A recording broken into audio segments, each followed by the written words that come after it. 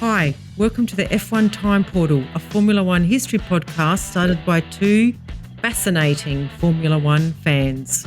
I'm your host, Rosa. And I'm your money host, Luigi. And today we're taking you back to the 1976 season, part 7. Let's go. Wow, is this our first 7-parter, Louis? I reckon it is. It might be. 8. I think it's going to be 8. Yeah, I'm pretty confident it's going to be 8. It's got 4 races to go. 4 races and a recap, and we've got drama to deal with. That's right, exactly. I know money. That's ABBA, right? Yes. And why did I pick money? Oh, no. Why? I think there's money stuff going on behind the scenes here. Okay.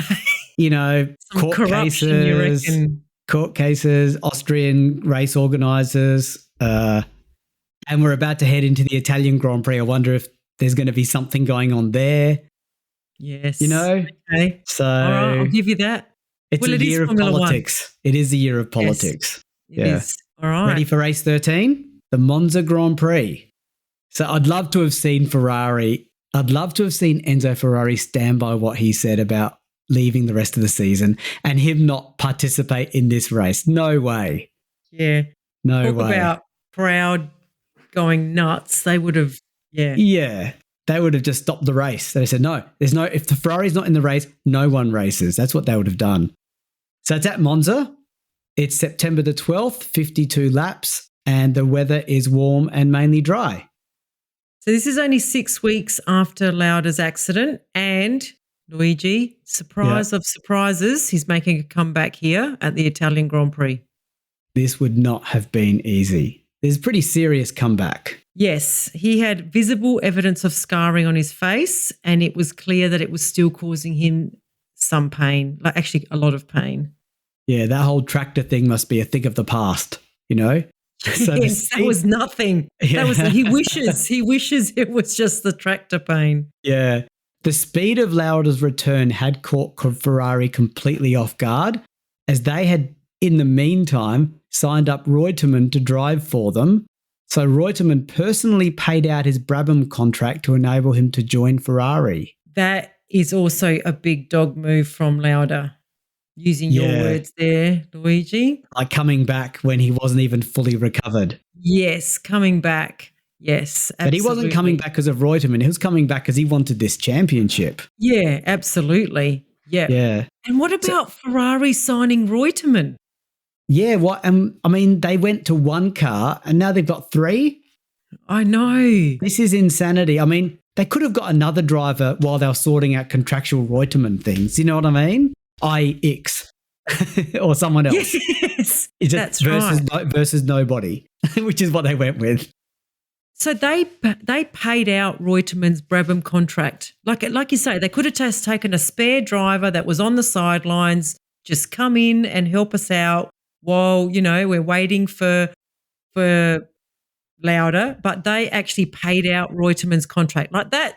When you say they, said Reutemann personally paid out, but I don't know if Ferrari gave him the money on the side. Who knows? As if Reutemann would personally pay out his contract. I don't know how much it was. Yeah. Yeah. Yeah, so I'm disappointed in Ferrari here. I'm disappointed in them. Well, they didn't expect Lauda to come back. That was their thinking. Wouldn't you speak to him before signing another driver? Wouldn't surprise me. Yeah, I know. I mean, this is the days of ringing up and, answering machines probably existed. Do you know what I mean?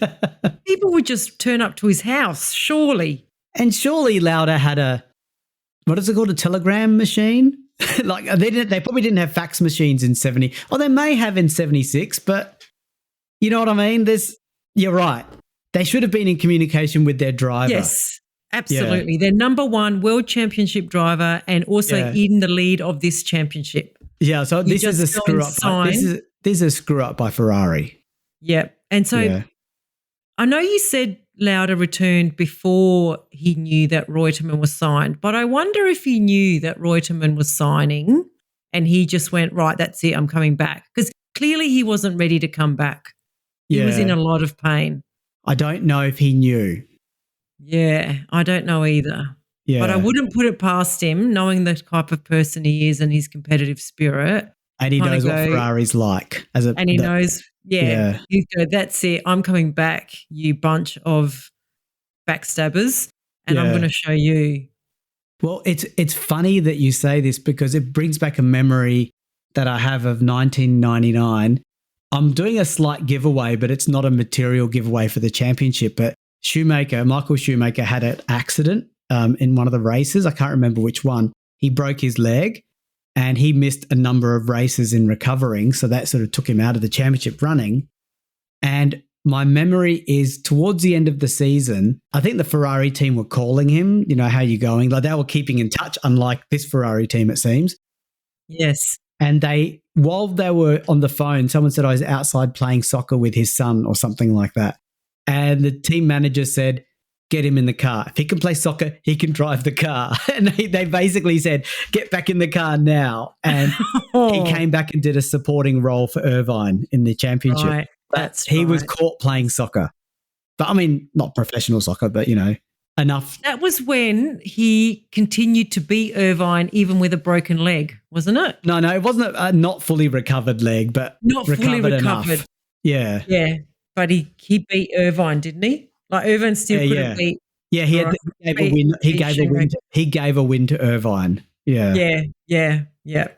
Interesting. Yeah, anyway, I think Ferrari stuffed up here, but it probably spurred the return of Lauda, I think. But anyway, that's just So there were some other interesting modifications. Lotus were experimenting with deep skirts to the bottom of their cars. So I suggest that we watch that space a little bit too.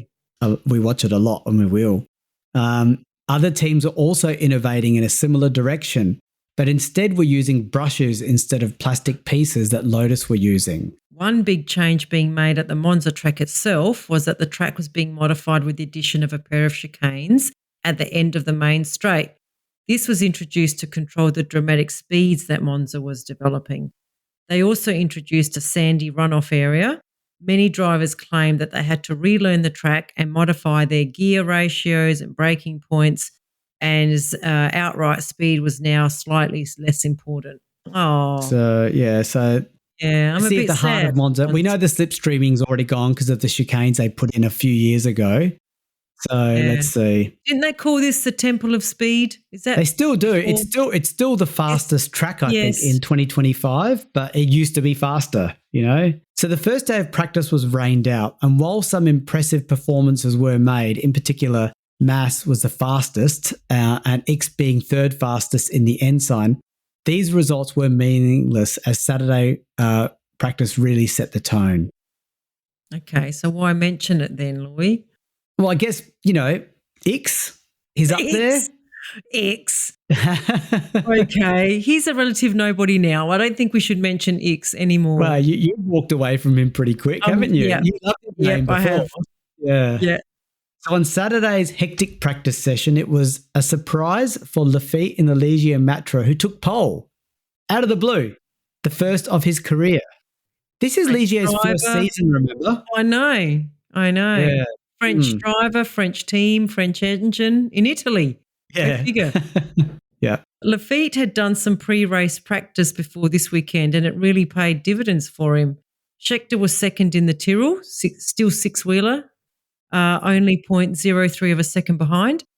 And of interest was that this weekend, Scheckter announced that he was leaving the Tyrrell team. Yeah. A strong result was that this six-wheeled car was performing at a broad range of circuits. So why was he leaving? That's interesting. I don't know. I know the team he joins, but I don't know why we didn't mention it. Shall I mention it? Well, that new team hasn't come about yet. So let's just leave it, shall we? Mention it. Yeah. Yeah. So, but still that he announced it is a big deal. So okay. Pache was third in the Brabham Alpha, so they're back up again. In fact, where's the championship people? Depailler was fourth in the other Tyrrell. And here we are. Lauda was fifth. He out-qualified his two teammates. So Lauda, we'll talk about what he looked like in terms of the injuries and he was driving with. He out-qualified his two teammates because Reutemann was 7th and Regazzoni was 9th. Wow. Yeah. How would you be? Anyway, and where was Hunt, our challenger? Well, this is where more 1976 controversy arises because on the Saturday, the organisers tested this is in Italy, remember? The organisers tested the octane levels of fuel of the teams, and they found that McLaren and Penske were above the allowable 101 octane level. Okay, that meant though that the times that were set by these teams were struck off by the organisers, and this included Hunt and Watson, and they had to rely on their Friday times, which was set in the wet. Yeah, and they're also two drivers that have been very much on form lately too. So the McLaren and Penske teams protested and claimed that the fuel they were using was commonly or commercially available in Britain, but the organisers were adamant, and these drivers were forced to start from the back of the grid. This smells. Oh, yeah. This sounds very Italy organising committee.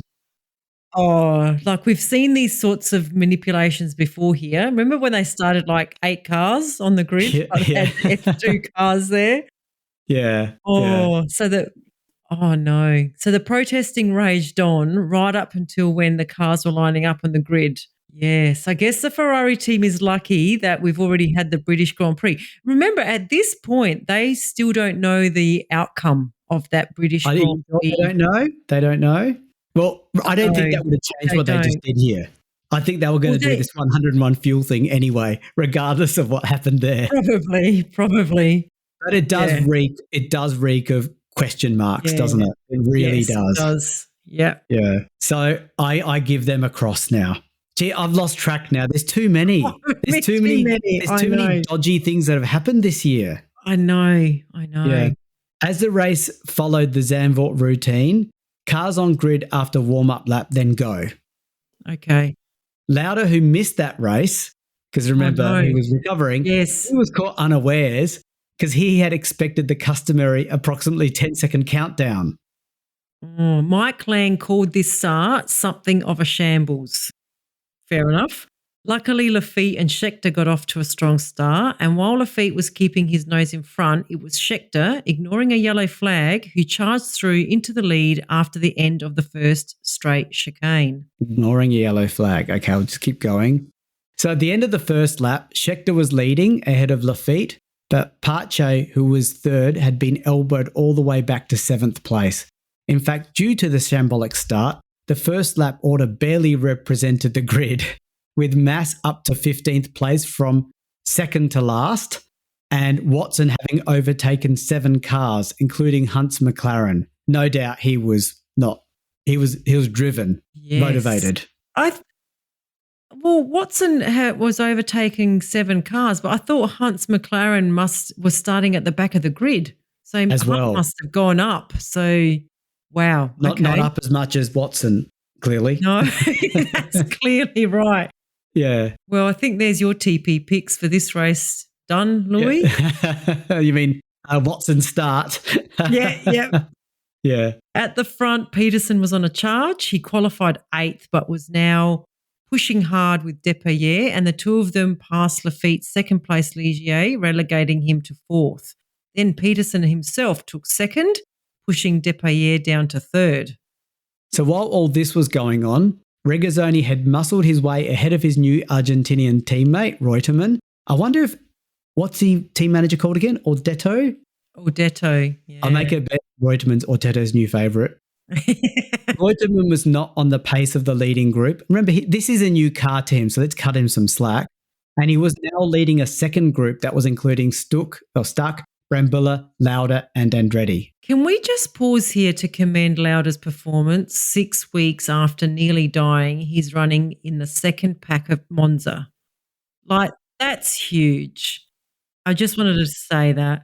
But back to the front, Scheckter held on to the lead until lap 11. Peterson pulled alongside the Tyrrell on the main straight and took the lead under braking at the first chicane. Regazzoni, meanwhile, passed Lafitte and was now moving on to the tail of Depailler's third place, Tyrrell.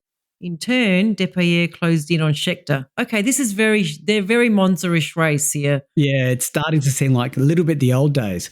The best defense is an attack, right? So on lap 13, Depailler and Scheckter swapped positions. Man, we're only up to lap 13. There's always amazing. Everyone changes positions so many times here. So about our championship contender, Hunt, well, he was making good progress through the pack, but he left his braking too late for the chicane while battling other drivers, and he was stuck in the sand. He was out. Whoa, that adds a little bit of spice to the championship. Yeah, most of the crowd was now fixated on Lauda, who was still in the second group of cars, and he was battling Stuck in the march. At half distance, a few spots of rain started to appear, and that did it, because in quick succession, both Regazzoni and Lafitte passed Scheckter. And by lap 25, as the rain was getting slightly heavier, so the organisers, this is so unusual, isn't it? They put out the black flag along with a black board and white cross on it. What? What does that mean? That I've never heard. I've actually never even seen that board or that flag or whatever.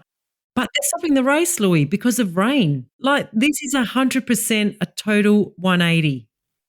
Yeah, totally. So this unusual flag means that the race would be stopped at the end of the following lap.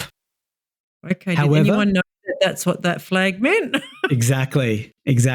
Not many drivers understood it, and this meant that this was the last lap. So the next lap, there were no flags hung out because the organisers were in discussion about stopping the race as the rain had not developed as they first thought. What? That is so confusing. So they didn't even know whether they were stopping the race. So they were changing their mind after putting the flag out. So while Peterson, who was leading, and Depailler kept the power on, Regazzoni and Lafitte momentarily eased off, along with a lot of the other drivers thinking that the race was over. You just got to think what's going on in that control room. Can you you can't help but think of the sort of passion Italian arguing going on in that room. It is crazy. 3 backmarkers even drove into the pits thinking that the race was over, only to be sent right back out again. So the race didn't stop after all. Yeah. So within a couple of laps, the race was back to its normal rhythm, and now Depailler was pressing Peterson for the lead. So much so that Depailler briefly got the lead, but Peterson repassed him back immediately and then defended very strongly against the Frenchman. Lauda was in the mix too. He was now battling with Scheckter. Remember, Scheckter was in the lead of this race initially. He is really having a topsy-turvy race, poor guy. Scheckter was struggling with a power issue, and this was all Lauda needed to take 4th from the South African driver. 4th with visible damage to his face from burns. So the exciting battle at the front took a new dynamic as Depailler's engine started to have a similar power loss to Scheckter. Remember, they're in the same Tyrrell. And he was quickly passed by a gaggle of drivers, and Depailler would end up 6th by race end. So a bit of a disappointment for him after being right up there. So Peterson was left with what was a 2-second lead ahead of a charging Regazzoni, a lead he would hold on to the end of the race. This is Peterson's first win in 2 years. So he's been right up there, but about time he nailed a win. Yeah. And this was also the March Works team first ever win in F1, with the irony being that Peterson had only a few days earlier announced that he would be driving for the Tyrrell team in 77. Oh, Tyrrell. He announced. So that's why Scheckter had to make space. I don't know if one was pushed or not. Oh. So even though Peterson won this race, I agree that he should join Tyrrell. They're established winning team. March have only just won their first race. Like, he was moving to a better team, I think. On paper, it looks better, right? Yeah. So while Peterson was duly credited for a great win, the crowd was chanting Lauda's name. His 4th place finish was considered heroic. Yeah. So there's lots of accounts of this race, and there's a lot of documentaries written about it. And many of them quote saying that his balaclava was basically coated in blood, and it would have been very painful for him. Hunt even said after the race His race speaks for itself. To virtually step out of the grave and 6 weeks later come fourth in a GP is truly an amazing achievement. Yeah, I think that's really nice that Hunt acknowledged that because Yes. it was phenomenal. But we have some discussion points here, don't we? We do. Like, where did Regazzoni finish here, Luigi? Yeah, I'm just having a look. He came second. So let me just go to the race. He came second. Lafitte was third. Lauda was fourth. So we do, and just a flag. Lauda was fourth, and 0.1 of a second behind him was Scheckter. And how much time between Regazzoni and Lauda? About less than 20 seconds. Oh, that's pretty close. I'm calling it. Yes. Yeah. Stupidity. Stupidity. Why didn't Regazzoni? Blunder. Yeah. Why didn't Count was out? Why didn't Regazzoni give up his second and go?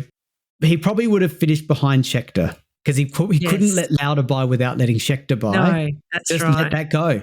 Take sixth. Yeah. Move Lauda up to third. I just can't believe this is just stupidity. Really is. I agree. I think that this is another pinned moment in this season where Ferrari got it wrong. Yeah, there are too many. The whole season is pinned. Yeah. I mean, I know early in the year when Regazzoni won and Lauda came second, that I can forgive because who knows how the championship's going to go, like 74 when Lauda had retirements. Right. That was this is Regazzoni's not in the running. Who cares about second? Who cares? That's right. Exactly. Yeah, this was this is a big cross on Ferrari, and they did the dodgy or not. This is not Ferrari's fault. The race organisers did a dodgy fuel thing that it wouldn't surprise me if Ferrari were behind that as well. So yeah. All right. So I'm going to read the championship rankings, but again, don't get too excited because we still don't have the decision from Ferrari's appeal on the British GP win by Hunt. So that's still in these points, right? So Lauda is still leading on 61. Hunt is on 56. Scheckter is on 38. And on the constructors, we've got Ferrari on 73, McLaren on 61, and Tyrrell on 51. So I'm still not recovered from the Regazzoni thing. You didn't mention Regazzoni's points. He's got 28. So Lauda's got 61. Regazzoni's got 28. That 6 points was so important to Regazzoni, and I don't understand. I don't understand at all. Same. I know. Okay.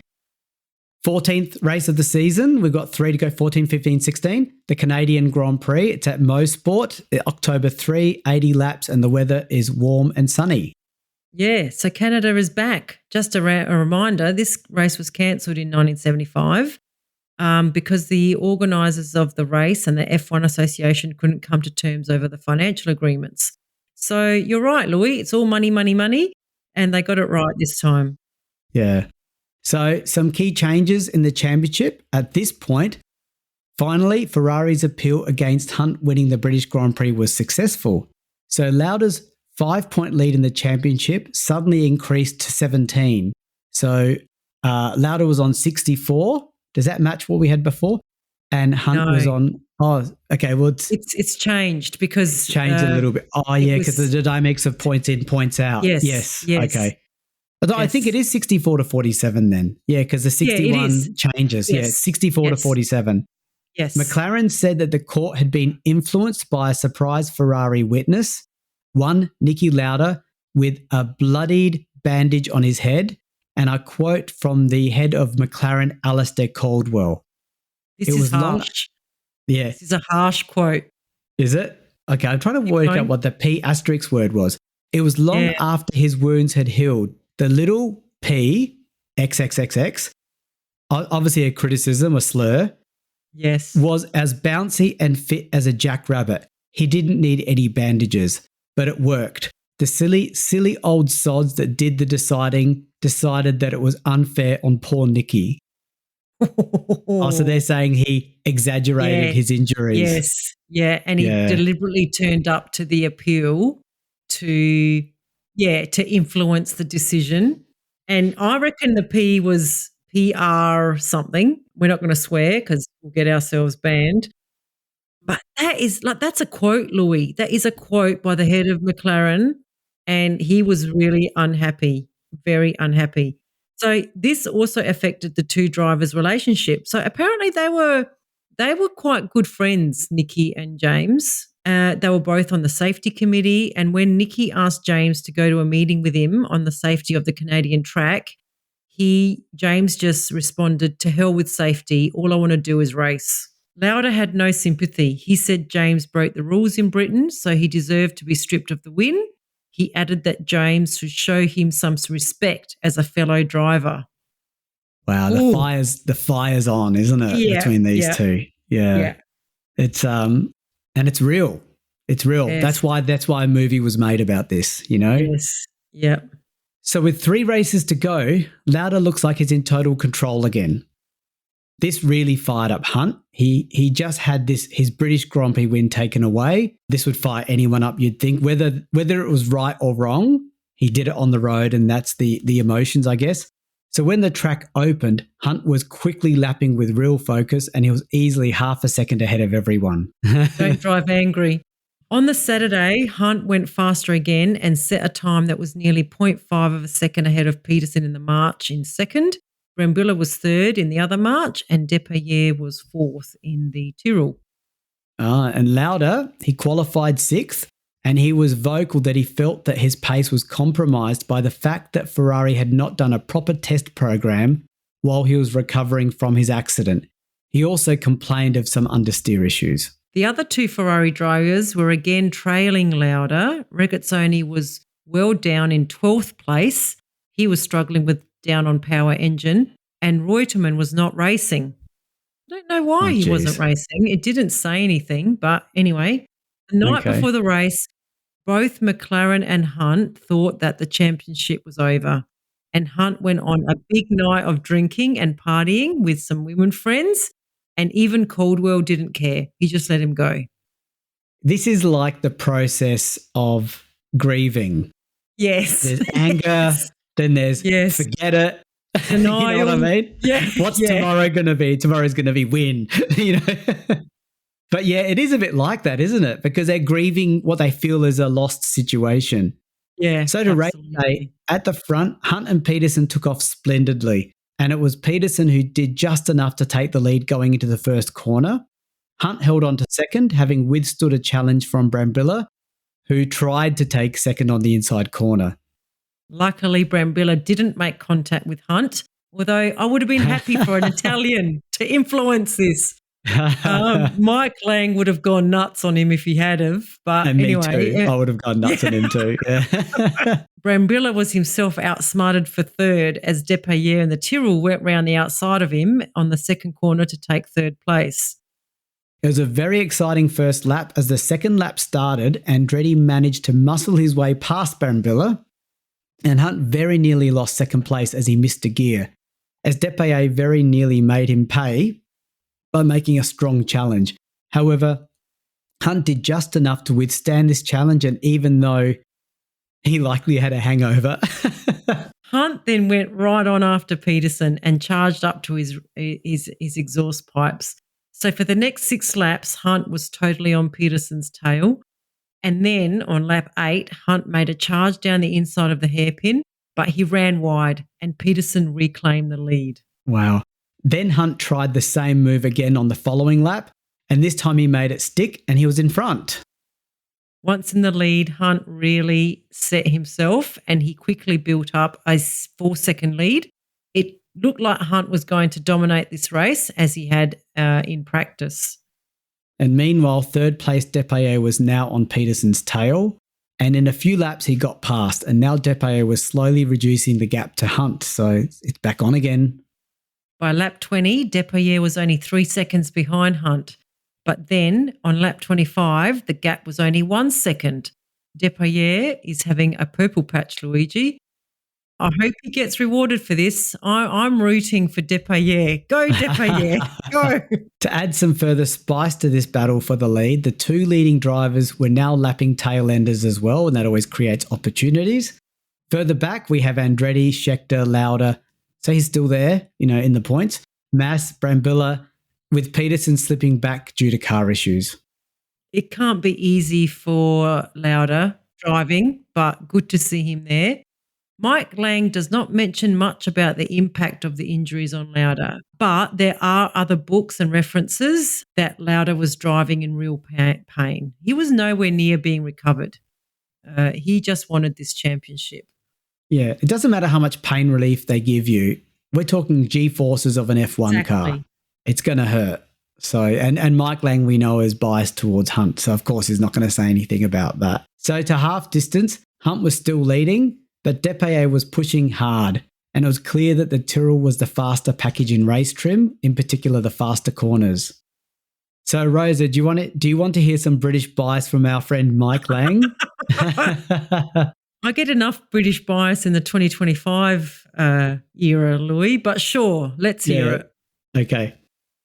The Frenchman, this is a quote from Mike Lang, not my words. The Frenchman was finding it virtually impossible to set himself up for a proper challenge on the leader as Hunt, apart from driving absolutely flawlessly, was getting through the traffic better, more often than not choosing his moment to slip past a slower car just before a corner so that Depailler would get held up and allow him to edge away again. Oh, please take your rose-coloured glasses off, Mikey.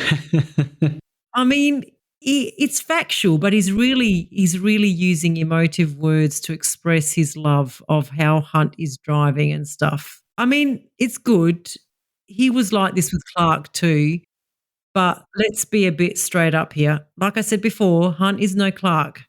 He's good. I'm going to say he's very good, but he's not at Clark level. There's not many at Clark level. Yeah, I suspect Hunt was Lang's favourite driver in his teen years, maybe. I don't know. Like you, Luigi, with Prost. Yeah. Nobody likes Prost. I have not met one other Prost supporter. Oh, actually one other person. I've met one other person that likes Prost. I've met one or two others, but yeah, I admit we're rare. Yeah. You are very rare. Oh, okay. I think you will find a lot more people like Prost though. I just haven't met them, that's all. Okay. So interestingly, Lang makes mention that there were 2 or 3 lap cars that were giving Hunt free passage. Yeah, some anti-Ferrari sentiment, I imagine. And remember, those days in the 1960s when all the British teams were against Ferrari, well, that still sort of remains to this day, you know? And of course, to this day in 76 and even 25. Yes. So while this battle for the lead was raging, Andretti was in 3rd place, 5 seconds further back, but he was unable to close in on the battling leaders. So of particular interest was a battle taking place further back between Regazzoni and Pace in the Brabham Alpha. They were about 7th, and their battle was considered ferocious. They were using the whole track, hitting curbs, nose to tail, all around the track, and Pace was consistently feinting moves to unsettle Regazzoni, while Regazzoni was constantly blocking him. I mean, he's being known for that, isn't he? Yeah. So Pace was repeatedly shaking his fist at Regazzoni. That is so funny. I love it when the drivers do that. On lap 58 of an 80-lap race, Hunt was continuing to hold onto his very slim race lead.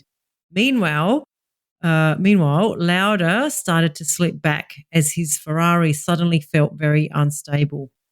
It later turned out that the Ferrari had damage to the rear suspension, and given the accident in Germany, Lauda did not want to push his luck, so he slipped from 5th place down to 8th. Meanwhile, as the race progressed, Hunt was starting to finally pull clear of Depailler. The Frenchman was slowly being overwhelmed by the fumes of fuel leaking from behind his head. Wow, that's pretty unsettling. Well, he kept driving to secure 2nd place despite what must have been not only a mentally challenging race due to fuel making him groggy, but also fear. Like fuel in the cockpit is never a good thing. So the gap between the leading McLaren of Hunt was now 3 seconds, and it was at this stage that Depailler was trying to lap Peterson and Watson. Depailler was Depailler was still heavily blocked by Peterson though, as he was focused on Watson. And as a result, this caused Depailler to fall 6 seconds behind Hunt. Yeah, that's probably good for him. Focus on living and not trying to win this race. In the end, Hunt won the race with Depierre finishing second, nearly unconscious. Andretti was third, Scheckter fourth. The ferocious battle between Regazzoni and Pace was resolved with Regazzoni holding onto sixth place, with Pace finishing seventh, but there was still some controversy. Yeah, on lap 77 out of 80, Regazzoni half spun and he overcorrected himself. There were arguments as to whether he did this accidentally or intentionally, because by doing this, it caused Pace to go into the pit wall. The argument being it was used to stop Pace from passing him. Ooh. Yeah, classic. Was it on purpose or by accident? I think we all suspect that it was on purpose. Regazzoni did a great job holding Pace back all race for 1 point. Look, interesting, Louis. I don't know where I sit on this one. I mean, Regazzoni does have some form. Remember last year, like blocking Fittipaldi and zipping in front of him for like 9 laps, and he ignored blue flags for so long. Yeah. I don't know. He was given a stop-go penalty, remember? Yeah, that's right. What I think was the first we'd ever heard of. Yes. I'm probably likely to land on, I think it was on purpose. Yeah, probably. And we all know, to Regazzoni, every point counts. Yes. The bigger picture doesn't count for anything. But in this case, it didn't matter because Hunt was already winning the race anyway. But in theory, even Regazzoni slipped back to give Lauda a chance to get sixth place. But again, that decision was not made. But in this case, there was no point to get. So I'm not as upset as I was last race. Okay, good. Because the gap is only 8 points now with 2 races to go. Lauda's on 64, Hunt's on 56. There's no race results to come in. This is the final. This is the real, true, live leaderboard. It's clean. It's clean. Yep. And Schecter's on 43. Ferrari's on 77, McLaren's on 61, and Tyrrell is on 59.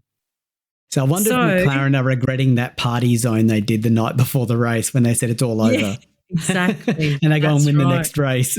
Yes.